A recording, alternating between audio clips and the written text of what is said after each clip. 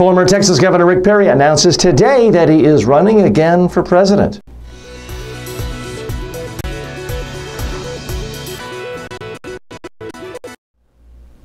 So Rick Perry's going to give it another go. He, of course, ran for the 2012 nomination for president in the Republican Party. He's running again for 2016.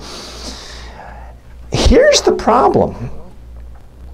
His polling numbers show that he's below certain people, I won't mention them, who've never run for office a day in their life. Certain talking head pundits, people who've never gotten a single vote or had to govern anything larger than their own household.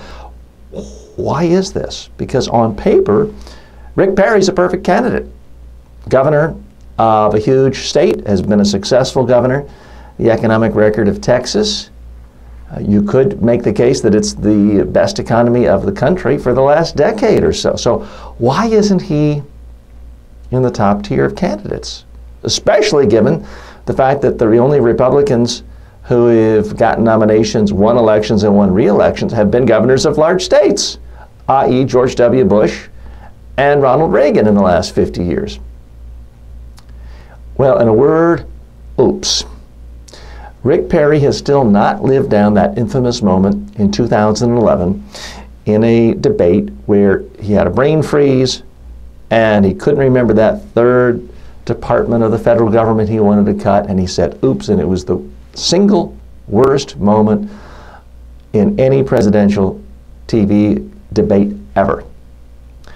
And to many people, they hear the word Rick Perry, they think of a box, and it's a box marked dummy on it. And that's where they have Rick Perry. He somehow has to get out of that box.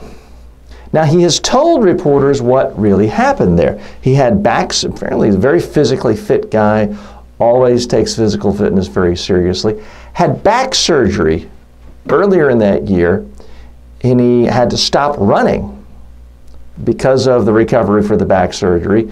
Without running, he wasn't able to reduce the stress, and he couldn't sleep properly. So he'd had virtually no sleep for several days before this debate. Well, I don't know about you. When I have no sleep, I'm incoherent as well. I'm not articulate. So it makes perfect sense. The problem Rick Perry has is nobody knows this. So this isn't the sort of thing Rick Perry can solve just by doing this. As you've seen, he's put on glasses now that I guess are supposed to make him look smart. If I were advising Rick Perry, and I'm not, I would tell him, you've got to go on Ellen, the Today Show, all sorts of major shows, and just tell people about what happened in that oops moment. How you had no sleep and how you've been sleeping well, and demonstrate that you are intelligent. But you've got to give people a reason to give you an excuse, to give you a pass on that one. If you don't do that, people are never going to take you out of that box with dummy written on it. Might not be fair, but you know what? A lot of things in life aren't fair. And the sooner Rick Perry realizes that, the better off his chances are in a presidential campaign. Now, the other problem he has is he's under criminal indictment.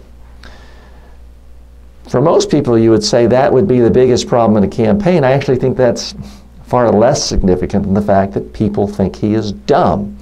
Here's where the criminal indictment comes into play. There are a lot of major Texas donors and donors around the country who contributed to Rick Perry's last presidential campaign. They're going to use the excuse of, oh, I can't give money till the criminal indictment is gone. That's not really why they're not giving. They're not giving because they think too many voters think he's dumb. So until Rick Perry deals with this issue, his campaign, in my view, is a complete non-starter.